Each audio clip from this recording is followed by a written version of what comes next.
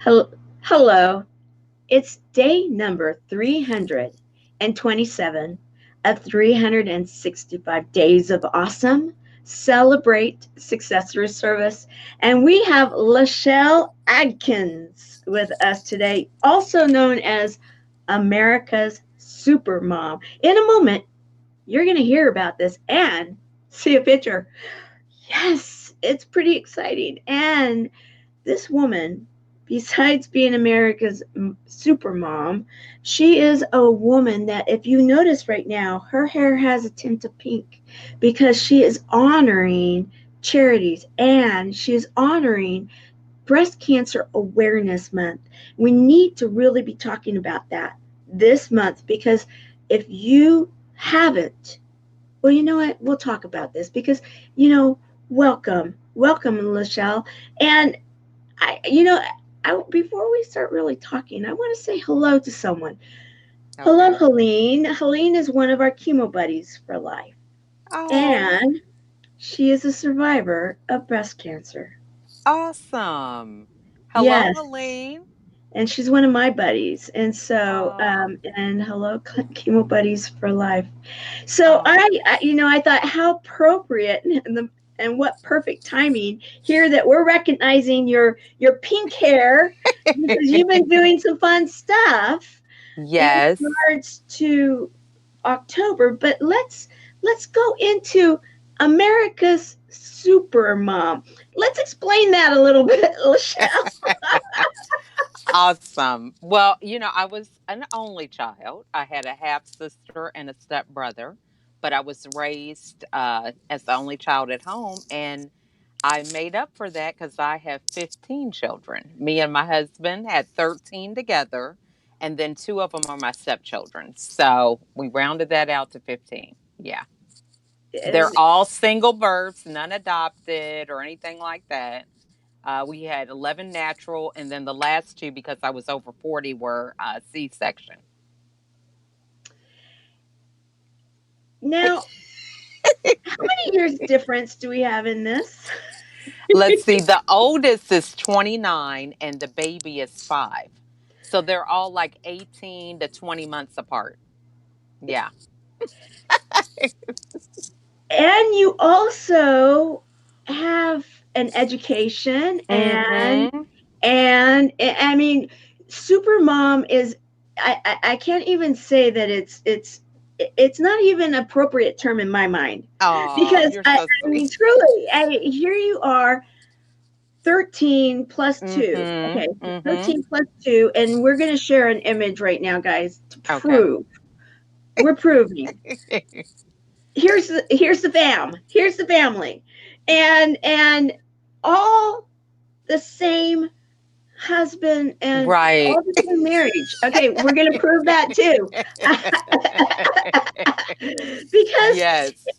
in today's day and age, people can come up with those kind of numbers pretty easily. However, Right. it is not because of the fact that they've actually done the work to necessary. They've done the I work. I don't want to diminish it because I could actually, if I start doing the math, and yeah, because I can't say I've been the same marriage the whole time, in my right. life. Right. And so Mm-hmm. you start adding this and that, and even when I was a kid, I was a product of divorce, and you Right. know, 5 kids come in, then 2 kids come in, and that adds up. But when it's the Yeah. same mother and father, and Mm-hmm. you have them from kindergarten up into married, right? Yeah, they're married, and then we have three grandchildren. Yep. Oh, how fun is that? Yes. So, are any of your grandkids older than your youngest child? No, my youngest child is 6 months older than the oldest grandchild. Oh, how Yeah. fun! So you Yeah. were So they're pregnant at the same time. right. Yes. So that kind of sealed that deal. That's why I was like, I'm not having kids with my kids. This is it. So now we're in the phase of grandparenthood. So I Oh, like that. Yeah. how fun is that? Mm-hmm. So, okay, so let's talk about the mechanics of all of this because you number one, we'll go Mhm. into this here in a little bit. You are out there, your social media, you have your own Mhm. shows, you're coaching others, you're doing all of that, and you're very involved with your kids. Mhm. And Mhm. and it you're an educated family. What Mhm. is it that you don't have going on? I think it's a matter of deciding what you want out of life. I struggled with this, and now, after my last hospitalization, just to back up a little bit, um, I'd never had any siblings growing up. So my husband and I just had a very hands on approach to parenting. And Mhm. so he was the youngest of five children. His parents got a divorce. My parents got a divorce when I was younger. My mom remarried. His mother remarried. But we just always had a strong desire to be married only one time, and we just said we're going to work it out, make it work. So we went through a lot of transition in terms of him being the only one working. We met in college. I was on a career path, but once I had children, I wanted to be that mom that was able to go on field trips because my mom was never able to go to mine. And Mhm. so she always worked, and I just said, I don't want that. I want my mom to be able to go on field trips and everything. So that was really a desire for me. The challenge for me was that, I always was on this career path of education. I originally wanted to be a corporate attorney. Hmm. Marketing is was my degree, but in terms of being a stay-home mom, it just didn't fit with me. It wasn't a priority for me. I wanted to be with my kids, and I didn't have an example of somebody staying home. The only example was the soap operas, and they were traveling overseas and shopping, and that definitely wasn't my reality. Right. So, I really went to a period of kind of isolation. I didn't really relate to a lot of my friends because they were on a career path. I was staying home, and I just didn't know what that was like. I didn't, I just had to learn as I went. I had to learn how to cook, and I was always a socialite because I was only child and I never wanted to be at home.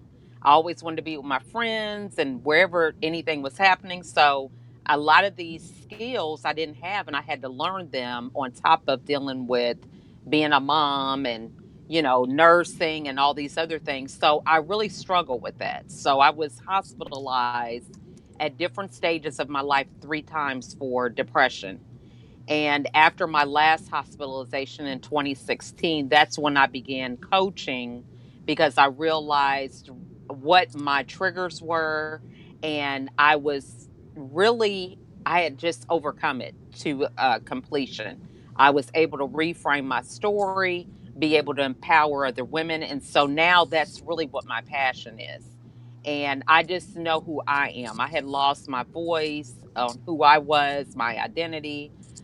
In addition to us having a large family, my husband was also an officer in the military, as well as a pastor. So I was first lady of our church. So it's just, the leadership and feeling like you're on a stage that Mhm. just Right.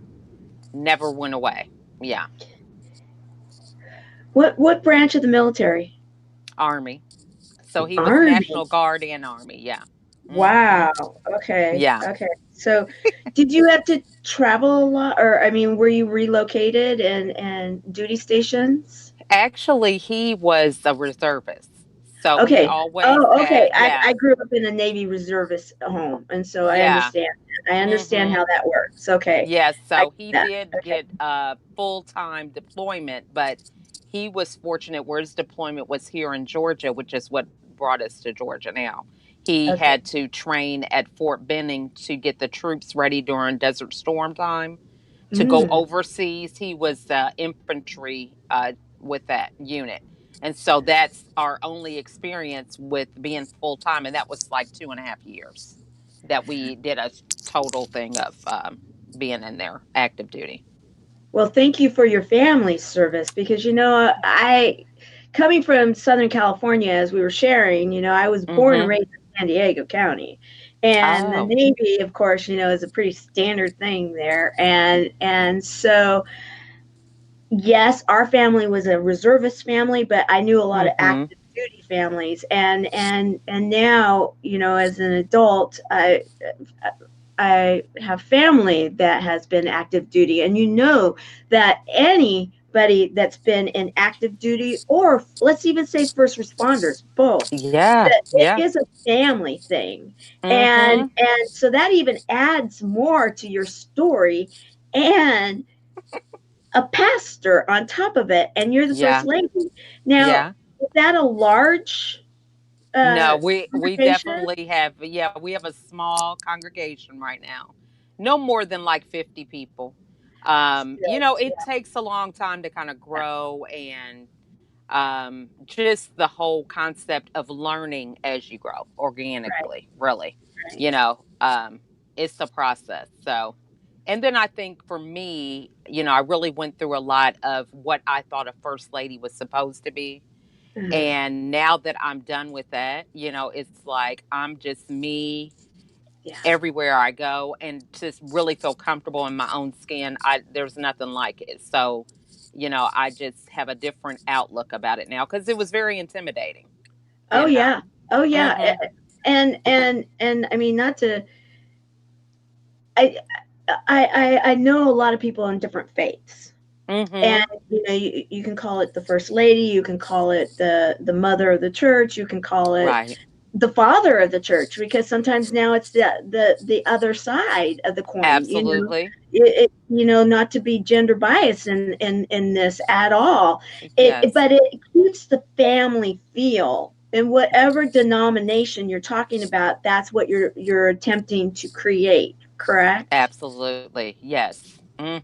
And so I do know that there are certain ones, and I found this out actually because I was in commercial real estate for a little bit, and I went up into one area, and it was fascinating to me because there were certain stores that I thought were so cool. Mhm. They had the hats, and they had the matching coats and jackets and skirts and stuff, and it's like, Right. ooh, this is fun. I'm like, Yes. tea parties, what are we doing here? I'm trying to think.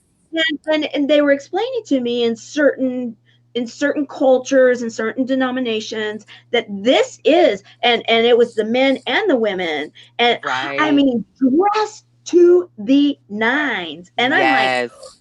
oh, this is really, really amazing and cool. And I had no idea. I had no idea. And it Yes. brought me appreciation to the to how some I could see that could be very intimidating in some cultures, and we will have her back in a moment, I'm sure. Um, and I just have to say, isn't that amazing? 13 kids plus two. And then we have grandkids. I have to ask her. Okay, so you guys, hashtag live, hashtag replay, please. And if you have any questions that you want to have asked of LaChelle, let me know, because we will definitely have them asked here in a moment. All right, Okay, so I'm sorry. I don't know no what worries. happened. This Oh, don't phone. even worry. You know what? This is, you do Facebook Lives. I call it. There's Teresa Snyder, a very dear friend of mine. She's Yes, from I know Texas. Teresa. I was on Okay, her show. Yeah. okay, so she's from Texas, right? So, and she comes and stays at my place a lot, and so we play this whole thing about, that we're in the wild, wild west of streaming media, because you never know Hmm. what's going to happen. Never know. It just, Definitely. it just, you just have to roll with the punches.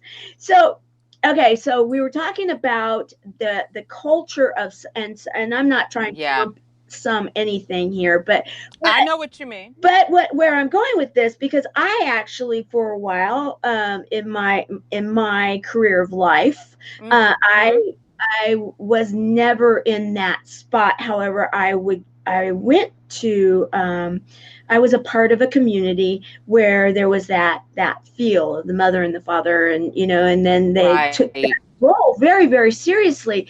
And I I used to think, wow, is this a paid position? And in their case, it wasn't, and yet they Mhm. put so many hours in. And this was I was younger, and what it brought to me was the realization that when you really believe in something, hours don't count. Those are Right. not the things that people judge their day on. They're Mhm. there for the service. And Mhm. so as you're telling your story, I'm thinking about that very lesson in my own life, and I'm thinking, wow, Mhm. I am witnessing America's Supermom, where she's been in a situation as the wife of military, Mhm. reservists.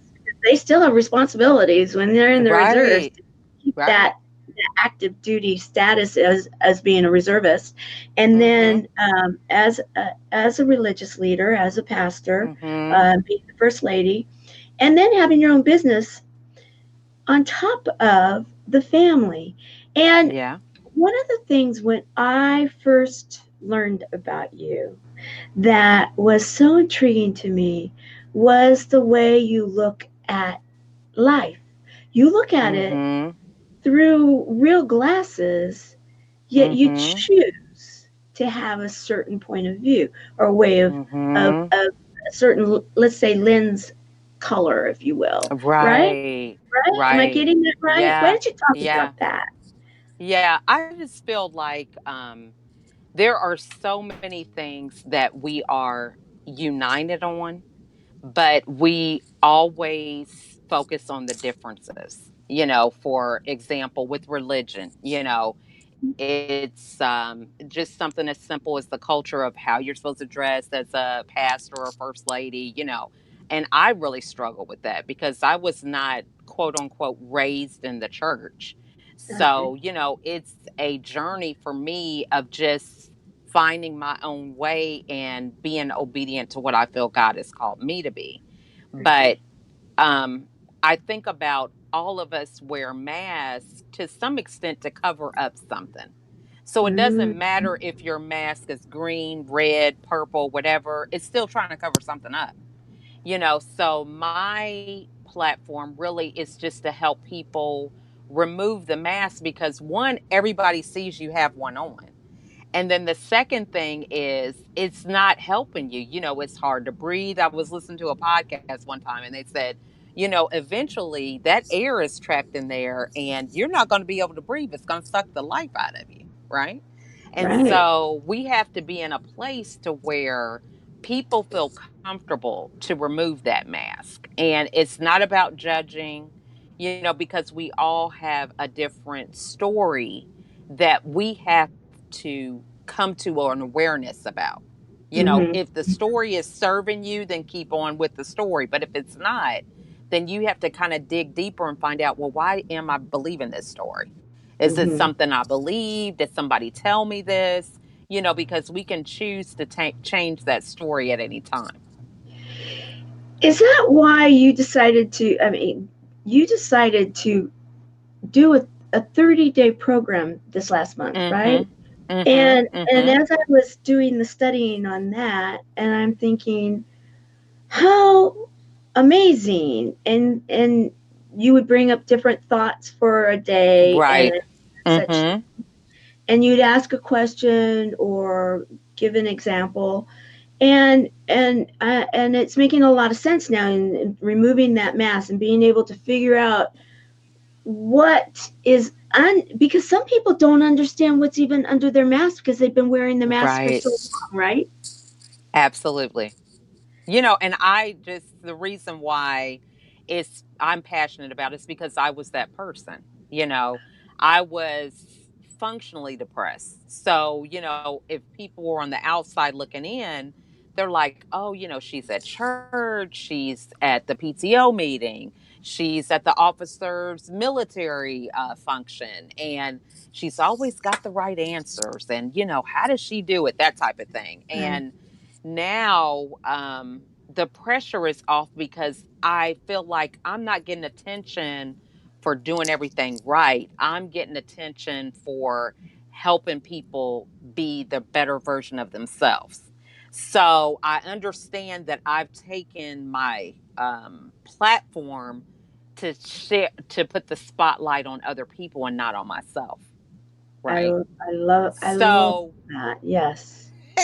so where a lot of people, I just got this analogy just earlier today because I was just thinking about a good way to explain it. So what I do is I hold up a mirror for people instead of a spotlight for myself.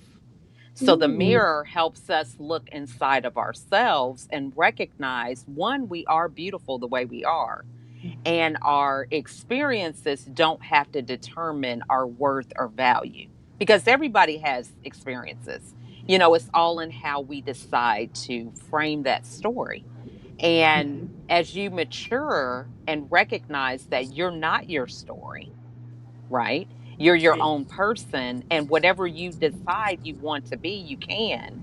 And so you keep the things in your story that serve you, and those that don't, you find a way to reframe it, in a way that serves you to keep moving forward, if that makes sense. It makes a lot of sense. In fact, okay, so let's tell your story, and so that it even that much, makes much more sense. And since Mhm. when I heard your story, I can remember it, some mornings because it's early in the morning for me in Southern California when I'm watching Bathrobe Oh Moments, yeah. Yeah. right? And so I remember Mhm. I had to go somewhere or something, and you were talking, and I was listening, and all of a sudden, it was like I remember just being fixated on watching it because and I had my phone. I wasn't on the computer. I had my phone. I remember that because I'm thinking, Mhm. am I hearing this correctly? And then it was like, oh, I really just absolutely need to meet this person, because Oh, it was when you tell your story about even you were dating, correct? You were right. dating, Mhm. and and you were expected to get your degree or Mhm. and go for it, and then you decide to do what? Yeah, I decided to, well, one, when we were dating, we had our first child before we Okay, got married. right. So my husband, when he met my mom and my stepdad, because my mom remarried, my dad passed when I was younger.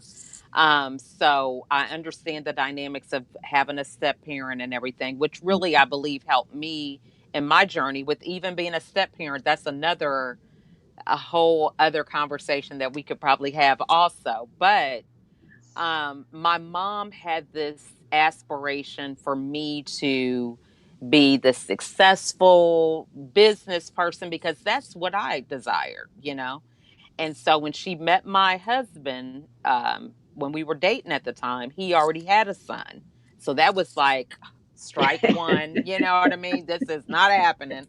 He wasn't a business major or a doctor or anything like that. So she's like, oh, I don't know. He was a fraternity guy. So, he was really popular with that. So she's like, this is not going to work.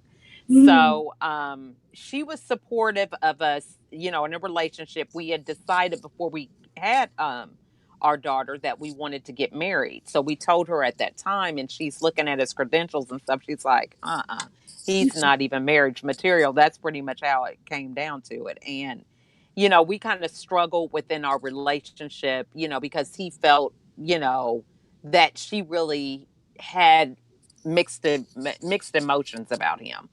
She wasn't really just very excited. So, needless to say, we went on this journey of, trying to find our own way, and we ended up having our daughter before we got married. Well, during that time, we both decided to get saved and be a part of the church. So, because he already had a child, that didn't work out. I just was not in a position where I wanted him to marry me just because we were having a baby. So, we did separate for a while just for him to clear his head, for me to clear mine. And it was a hard thing because the pastor who ended up marrying my mom and dad also married me and my husband, and we were members of a very traditional older church, a lot of members. And I had to go before them and say, yeah, I'm pregnant, I'm not married.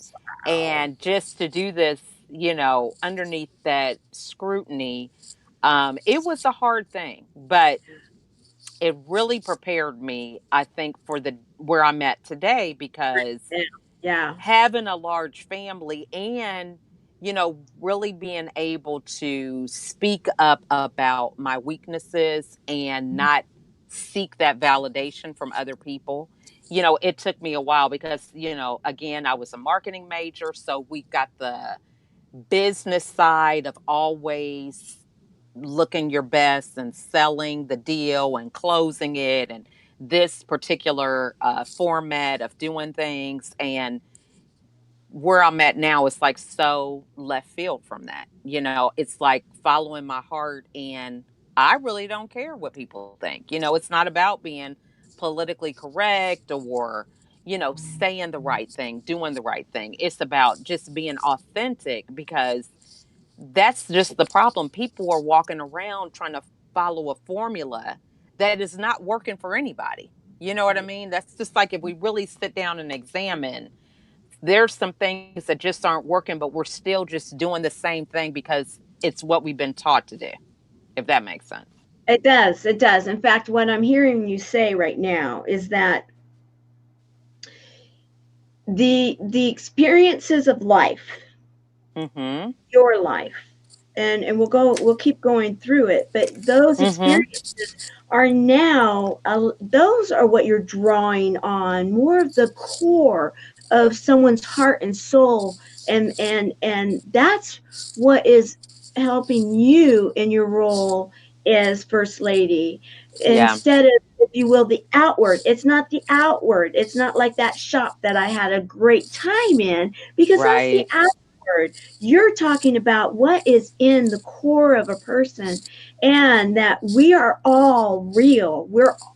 If we're willing to take our masks off and Absolutely. then be willing to look at ourselves in that mirror, right? And Mm-hmm. then be able to say, all right, I I somehow can find an alignment in this right now, Absolutely. zigzag kind of like existence that I've been having, that's feeling a little disjointed.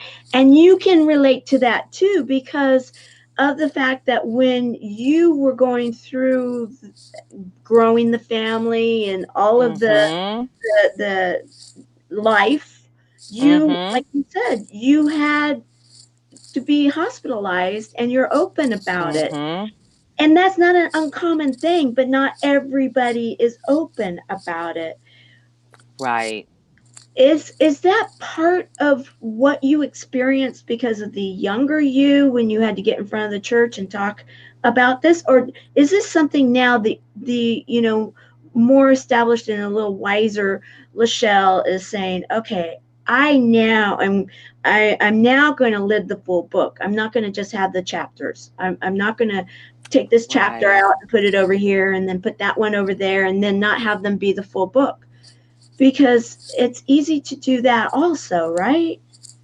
Yeah, and I think we've been conditioned to do that. So, you think about it as a mom, you're trained to kind of multitask. Right. If you're not feeling well, sometimes suck it up. You got to do what you got to do for the family. And that survival mode is important for certain things. However, I was living that every day for Mm-hmm. years. My husband worked in retail. So, he was gone for holidays, weekends, and a lot of times the kids would be asleep when he would go to work, and then they would be asleep when he would get home. And so, we just really had a hands on approach. And if he wasn't there, there was nobody else I could lean on it. So it was like, well, if he's not here, evidently I must be strong enough to handle this. Right. So I never really had a mindset of asking for help or doing anything with anybody. I just thought, well, if he's not here and we've done it together, of course I can just suck it up and just keep doing it. And, that survival mode is really crazy. It really led to a lot with the spiral. But, I've even flipped that around. So I have a mission, and it's called collaboration. It's hashtag collaboration 100 because, it's about asking for help. Now, I'm an only child, and how I would even think, I never really had to cook. I made breakfast and stuff like that, but to go from a three parent or, a three people household, right? Hmm. To a household where there is, at sometimes 17 people here. It's just crazy to think that I would automatically know how to shop and cook. You know what I mean? It's like Yeah. it really is a journey, and I had to learn that I don't know everything. And it's okay not to know everything, but I had a lot of pressure because being successful through education, I thought, well, it must not be that hard. If I'm educated, I should be able to figure this out. Mhm. And, you can't always get all the answers in a book. It takes actually face to face admitting where you need help and allowing people to come and help you. It's that awareness that a lot of us kind of don't own up to. And yet, that's when you finally own up to it, that's when you find your strength, correct? Absolutely. Yeah. Because there is so much to it is like being liberated. I know for me, and I used to tell some people where I felt like I had a standard for the church. I felt like I had a standard for being an officer's wife, a standard for being, the PTO mom or soccer mom. My kids played soccer. We had just about everything going on.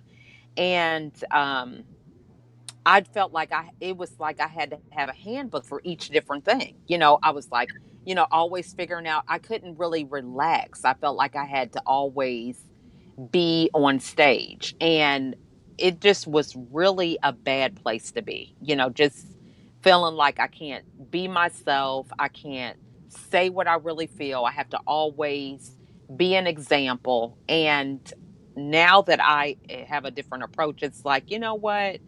I can just be me. I don't care if I'm running into a church member or Mhm. somebody on a Facebook Live or whoever. I can still be the same person. My conversation is the same always. And for that, it is just, there's no price tag on that amount of peace of mind with having that. Oh, absolutely. Was Hmm. there one or a series of things that finally took you to that place? Because sometimes you hit that rock bottom before you come and get that kind of Right. awareness. Was Yeah. there one of those kind of situations? You okay, so you're saying that got me to rock bottom or Yeah. just the place now of not having validation? No, yeah. Was there something that took you to rock bottom? Yeah, I think the rock bottom for me was the whole realization that, I was really seeking to please other people. And I was thinking the more I do for people and the more I help, and, that was going to fill this void that I had inside, because it really is a personal issue. Right. And it was just my coping with that void was the fact that I was trying to be the right mom. I was trying to be the right parent, or be the right first lady, be the right. Um, I think we're frozen. Okay. She'll be back in a few moments. What I'd love, okay, oh, well, you're welcome, Helene. Thank you. And she is pretty awesome, isn't she? She is very awesome. Oh, here she is. No worries. No worries. In fact, you were getting a message that you are so awesome. So we were, Thank you. Thanks, yeah, Aline. But yeah, so I was just trying to be that perfect person, and there is no perfect person. no. And the more I was trying to be perfect, it was like the more I was burying Hmm. myself, if that Hmm. makes sense.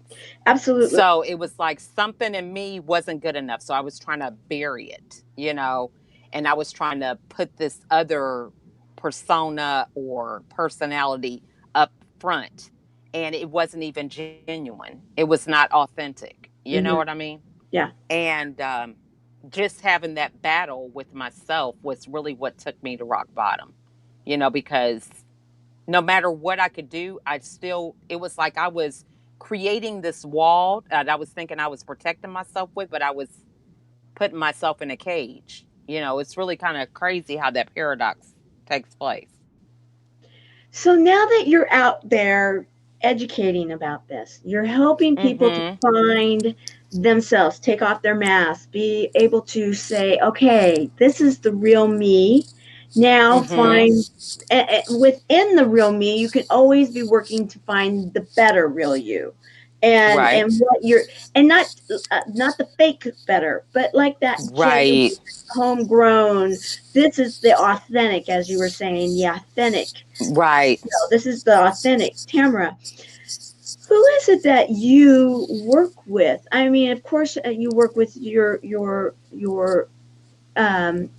church, I'm sure, but who Mm-hmm. is it that you are working with right now to help with this message? Because this is a message that everybody could really learn Mm-hmm. from.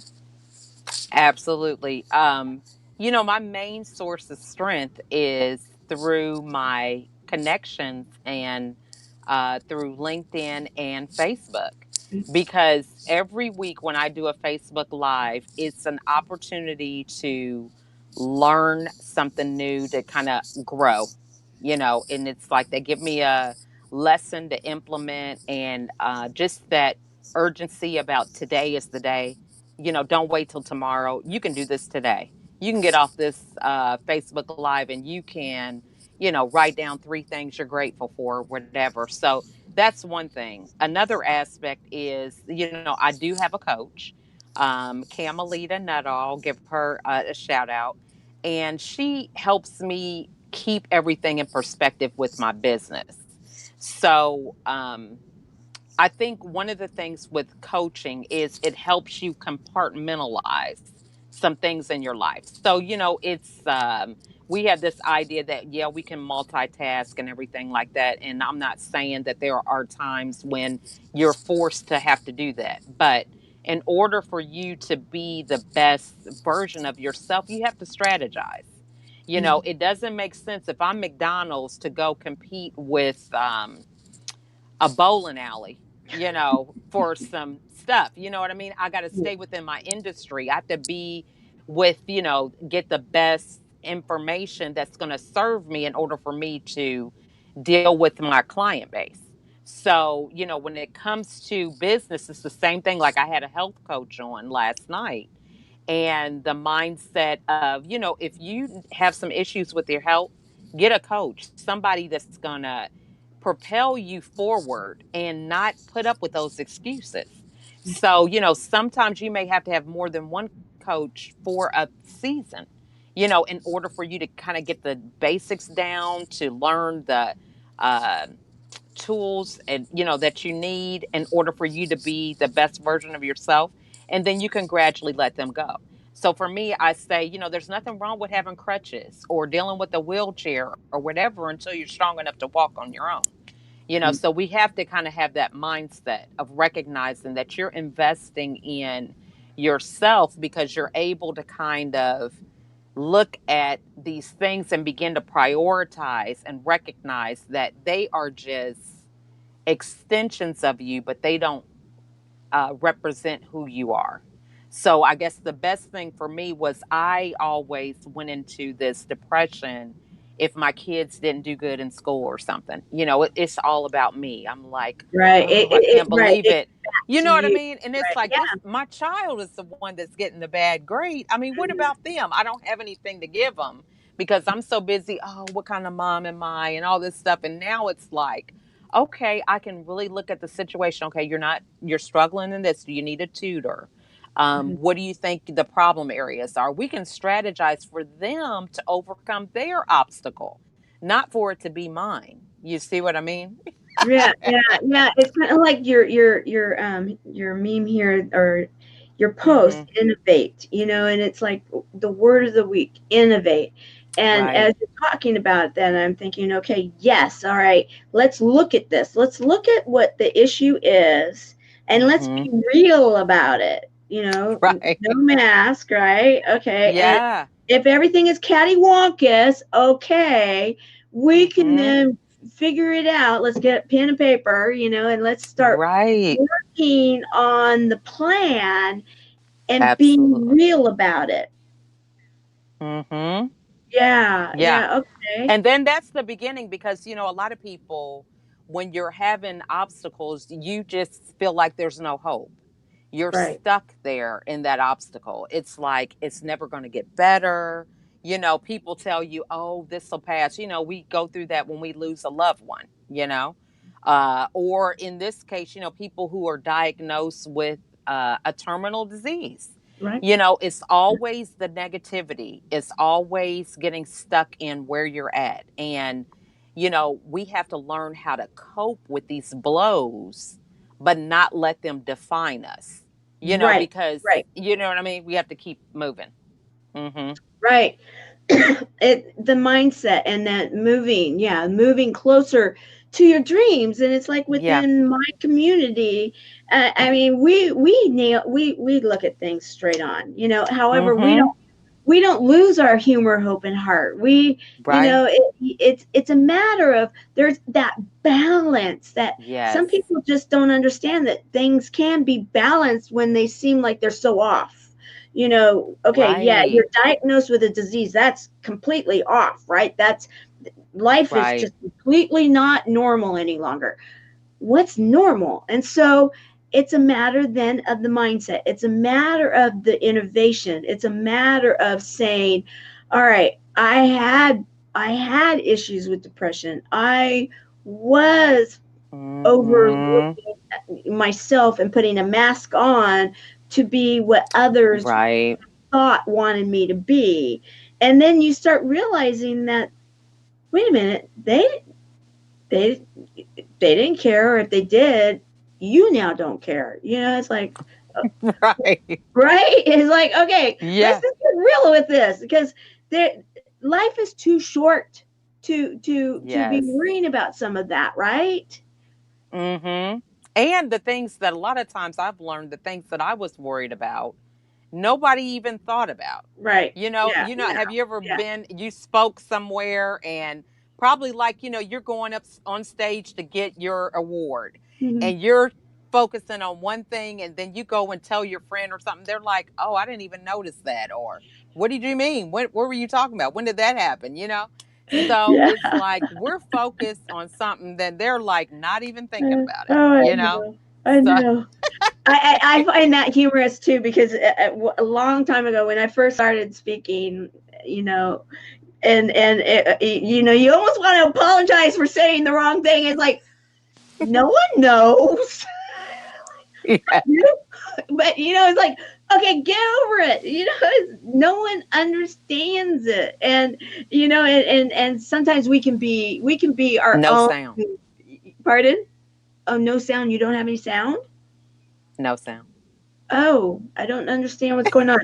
Um, Right. Helene, let me know if you're hearing us, okay? If you're hearing us or not, No Helene. sound. No sound. Why don't you go out and then come back in? I'm going to take her out and have her come back in. Um, and hopefully we can get the sound issue taken care of, because you know what? I don't know about you guys, but learning about America's Supermom, I want to ask more questions about what it's like to live in the house. And if you guys have any questions, please let me know. I'd love to. Okay, you're here now. Oh, there you are. Okay, you're back. Let's see if it's working. Okay, let's see. Do you hear me? Mm-mm. No No, sound. I don't know what's Do going you want on. me to exit out and come back in? Yes, if you Okay. could. Okay. Yeah. Yeah. All right. So what we'll do right now is we will recap this. Is that oh, she's back. Okay. You know, I don't know. That's Sometimes probably me bringing my little Facebook aura in here. Oh no, everybody knows that the big joke around my place is that because I do have buddies that have wings, they've gone Mm. on, and so sometimes when they're visiting, it can be crazy around here, and so it's like, okay, they're Yeah, interested, they're I having know fun, that's right. I know that's right. and Yeah, so you have to have a sense of humor, that's for sure. oh, absolutely, and in fact, that's the one thing I do is I laugh a lot. It's like you got it because it's like, okay, what else could I do here? I'm doing Really, because I really don't like crying. I don't like my face when I cry. It just doesn't serve me. there you go. I love it. Okay, I gotta ask a few more questions about the house and your Okay. family and everything because all right, so now when is it that you became or the title really became America's Supermom? When did that title show up? Actually, I think it was the beginning of this year. That was something that happened through my coaching with Camelita. But I was in a news, I was covered on a news program about being supermom. Uh, And so this was with the pregnancy of our 14th baby. So baby 14 was coming and it was in the Atlanta area. They were covering the story and everything. And they gave me the title Supermom. And so then I just said, you know what? It was something that I always shied away from because every time we go somewhere, people are like, I'm not trying to be nosy, but are these all your kids? Are they adopted? You foster parent? I mean, and so now I listen to my kids and they're like, oh, I used to hate going to the store because mom would be talking for an hour. People would be asking her about the kids and all this uh, stuff. And I just said, you know what? That's the platform that God gave me. So I'm just going to own it. And it's America's because it's a collaboration. The way that I am every day, I'm like evolving because of the information that I receive from everybody else to collaborate and be a better version, not only of myself, but help this world be a better version of itself. And so that's really how I came up with the name America's Supermom. I love it. So, So all your learning and all like your 30-day program for September, mm-hmm, mm-hmm. do you also bring that into your home with your kids? And so is it like the theme of the day? Are they learning this also at the same time? Is this something you're doing cross platforms, if you will? It went no sound again. Can you hear me? Uh, Okay. So I heard it before it went off, have no sound. But for me, what we usually do is have a theme of the year. So every year in January, we come together and we do vision boards. So we have like a family theme, and like for 2019, it started off being hashtag makeover 2019. So I had a business version of that as well as something for home. And so they make their own vision board, even, down to the 5-year old. mhm, So we keep them up for probably about a week or so. um, Everybody makes their own, and we put them in the front area where we can see them every day before they take them down, and then they put them like in their own room and do their own thing. But it's a opportunity for us to come together and think about the impact that we have in the lives of other people. So we do a lot with. I try to make sure that we do charity things, and we try to do things behind the scenes. There's been some things that we've done in the past, and my kids, they get a little intimidated by it because they're like, well, if we're doing this, we don't always want the news around. But, I'm trying to explain to them that it's a platform for you to see that um, you have quite a audience where people will see that if you can do it with that many children and think about other people, what's my excuse when I have just one or two or no kids in some extent, and even the whole mindset of feeling so much better to give rather than receive. There is something therapeutic about doing that. and being able to use your voice to be able to help further a cause or just let people know that you see them. That was something I was challenged with when I was depressed, was that, I really didn't see people. I would hear them talking, but I'm talking like really see them. Whereas now it's like, I feel like I can talk to anybody and really not have to worry about what I have going on. I'm so, into where I feel like I fill myself up enough that it's not about me. And every time I'm in somebody's presence, I can be intentional with them and make their day a lot brighter, or be able to enjoy them, not be looking at my watch or phone, and really be intentional. So Mhm. I think that is a lot to do with that. Can you hear me right now? No. Still no sound. Okay. Do you want to talk? It's Is okay. there a way to chat in here? Can you Yes. chat? Yeah. Yeah. Let See me if I ask. can see it. Let me ask you. Oh no, that's not here. I don't know why it's doing this, but That's okay. Can you tell me about the all is pink? Your hair? take them off. No, no, no, no, The no, no, no, pink no, wig. no. Yeah, yeah. About With the the wig. picture. Yeah. Okay, so what am I doing with this for this month? Yes.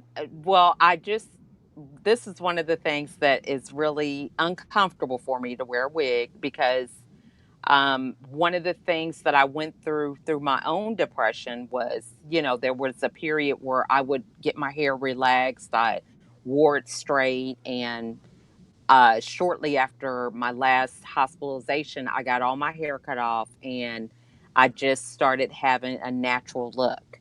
And Uh-huh. so now, my kids, they go back and forth. It's the style to wear weave or wig or whatever. And this actually is one of my daughter's wigs, but I just am embracing my authentic self. I just wanted to be my authentic self all the way, head to toe. And so for me to actually wear a wig, it's that imposter feeling that I have. It's like I feel like I am not myself having this wig on. So it really is a uncomfortable thing for me. But and my kids are so funny because they're like, "You're wearing that out in public, mom?"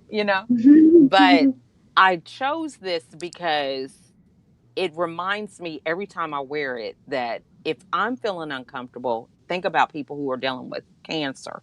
My stepfather passed away from lung cancer, and to see him go through that process, it was really hard.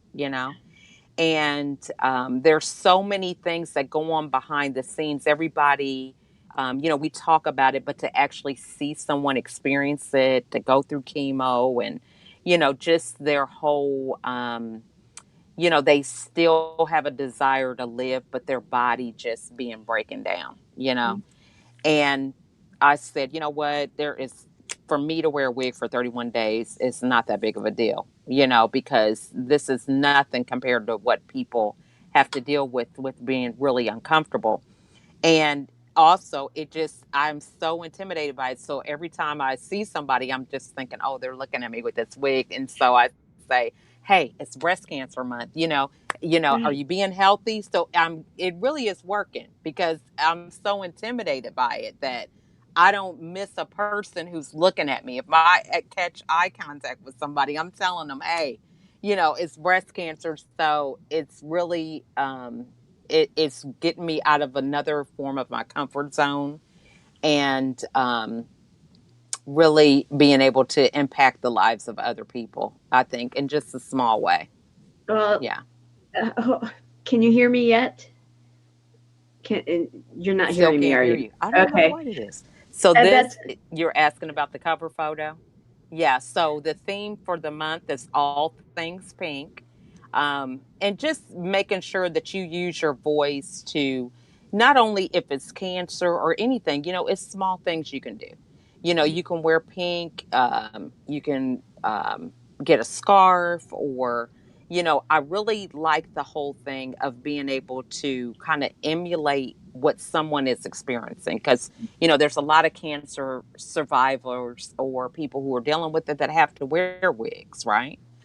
And, you may feel uncomfortable about having to wear it. And if we're able to embrace that Mm-hmm. and, you know, feel what they're feeling. You just sometimes can't feel what somebody feels until you walk in their shoes. Now, and so in some small way. And so it's just that discomfort that you go through. I mean, for some people, if they are all used to wearing certain things, to wear something pink might really take them out of their comfort zone.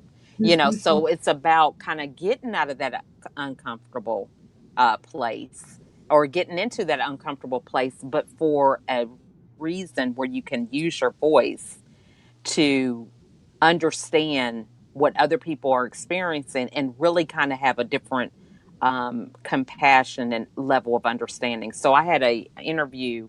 It was in July with a lady on Facebook. I met her through LinkedIn, and she is in the healthcare industry.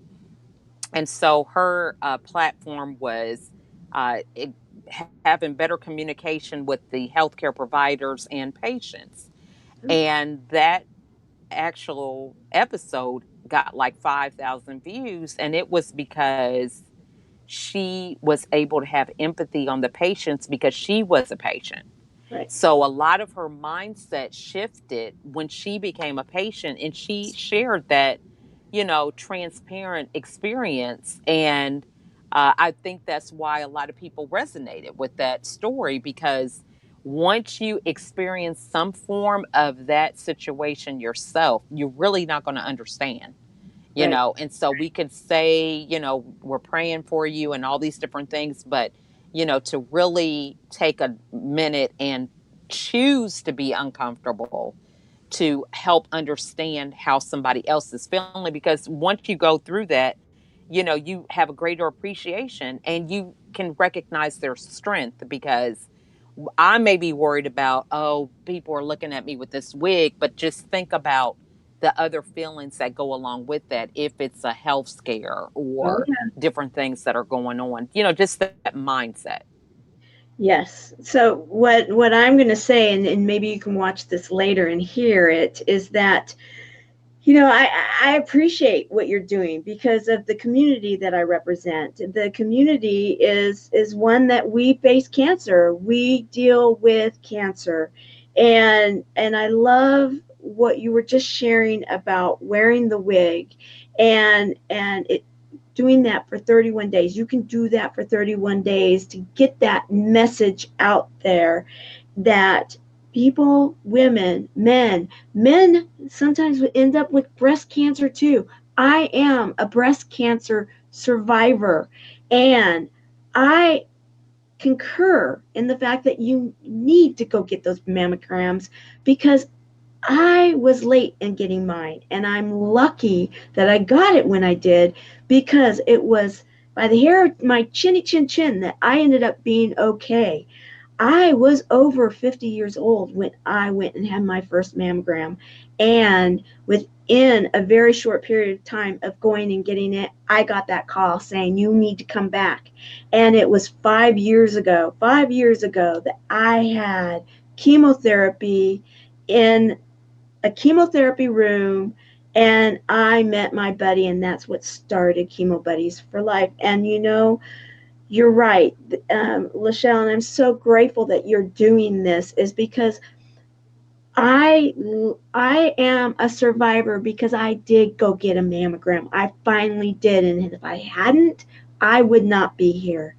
So if you're watching this right now and you haven't had yours, or if you know someone that was like me and a little stubborn, oh, I'm dealing with other things right now. No, we need to take our health serious. We need to go and take care of ourselves. We need to make sure that we're doing the right things because a few moments can save our lives so we can have those moments with our loved ones. And so I'm grateful, LaChelle, for what it is that you're doing. And what I'm going to do right now, since we're having difficult um, difficulties and I can't really give her the message, um, to give us her last thoughts or some nuggets that when you watch this, if you could in the comments put some nuggets that you want to share with everybody, and everybody read them and find them. And so as we close day number 200 or 327 of 365 days of awesome, celebrate success through service, I am not surprised that we're having technical difficulties with such an important message. LaChelle is, oh, do you hear me now? You might hear me. No. LaChelle is a woman that is making a difference as America's supermom. She is an example that life happens, and yet it's a matter of how we want to choose to show up to our lives and how we want that life to happen, that we can have our life one way or another. And she's showing us that we can find our lives by taking our masks off and finding our true selves, and then going out there and living that authentic life. And in doing so, you're going to find great joy. So I want to say thank you, LaChelle, for being here with us. Thank you for your movement. Thank you for being a mom, the super mom that you are, and thank your children for being a part of it too, for getting out there and being the examples that they are, and showing that a family can stay together. I want to say thank you everybody that has been with us, and yes, sometimes we have technical difficulties, but you make it work. All right, so have a great day. See you guys later. See you tomorrow. Bye.